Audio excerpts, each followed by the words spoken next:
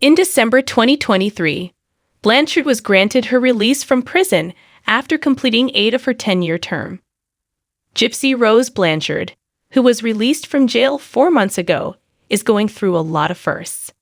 As she discussed her gypsy prison confessions, Rose Blanchard, 32, talked about her biggest lesson from this significant life transition during An Evening with Lifetime Conversations on Controversies FYC event panel on Wednesday, May 1.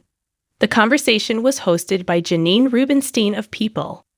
I think the biggest lesson that I've learned is take your time, she said. Because I think too often, I get also excited about my newfound freedom. And so I think I rush to do things.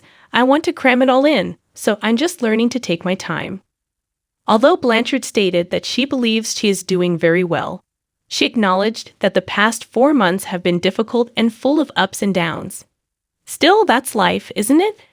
Thus, I'm simply having fun, the well-known Munchausen by proxy victim said during the Los Angeles event at the Grove.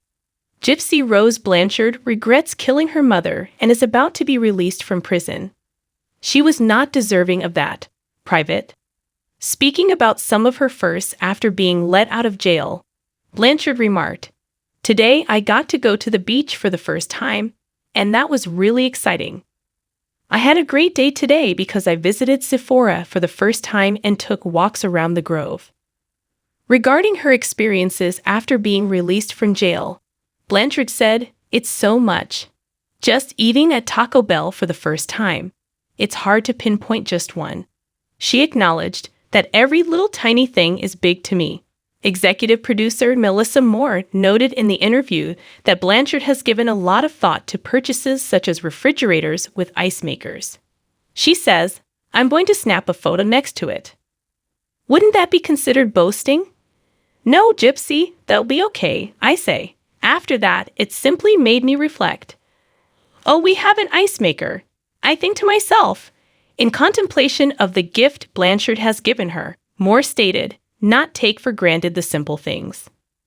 Gypsy Blanchard Rose has a new memoir on the way. Check out the cover. Private.